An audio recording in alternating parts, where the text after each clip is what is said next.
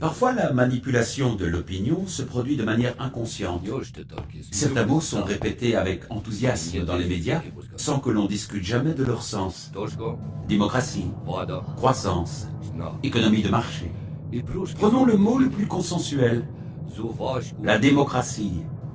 Le concept est toujours présenté comme indépassable, sans être plus jamais débattu. Et pourtant, qu'est-ce donc que notre démocratie? Actuellement, en Occident, on entend par démocratie un système dans lequel la population se répartit en classes sociales, des plus pauvres aux plus fortunés. Le peuple désigne tous les 5 ans environ ses représentants issus des partis politiques pour le gouverner et voter les lois. Ces pouvoirs sont issus des classes supérieures de la pyramide, soit les plus fortunés. On parle d'ailleurs de classe politique. Enfin, on constate que la reproduction sociale est la règle. Autrement dit, qu'il s'agisse des pauvres comme des riches, la grande majorité reste toute sa vie dans la même catégorie sociale, qui était déjà celle de ses parents et qui sera celle de ses enfants.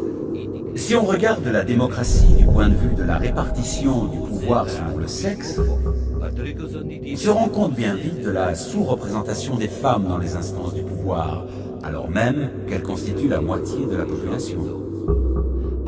En observant la couleur de la peau, on se rend compte également que la pyramide est proportionnellement plus blanche à son sommet qu'à sa base dans la plupart des démocraties. On parle de démocratie, mais l'essentiel du système ne comprend aucune démocratie. C'est le cas notamment du monde du travail et de l'entreprise, dominé par le principe hiérarchique. Et la plupart des domaines de la vie, l'énergie, le transport, l'école, les services publics, la finance.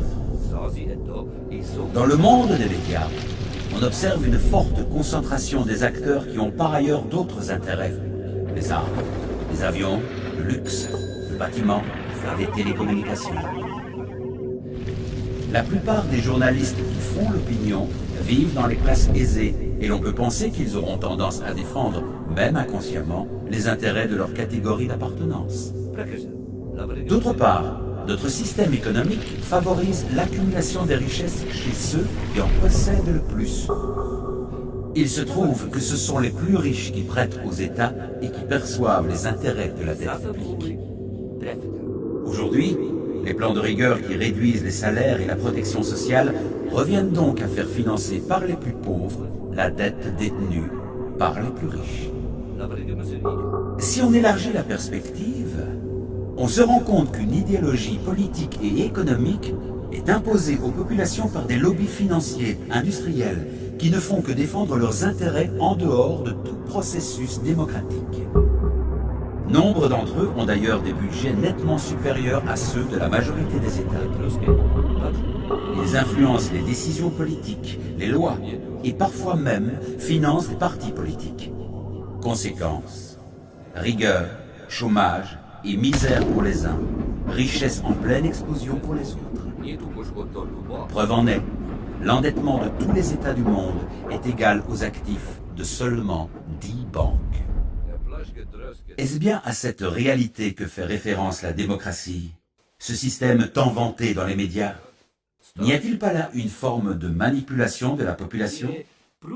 La vraie démocratie ne reste-t-elle pas à inventer? Mon nom est Lazarus et je vous souhaite bien le bonjour. Démocratie. Démocratie. Dans une démocratie, c'est le peuple qui est le maître. N'hésitez pas à commenter ou à partager ceci avec vos amis.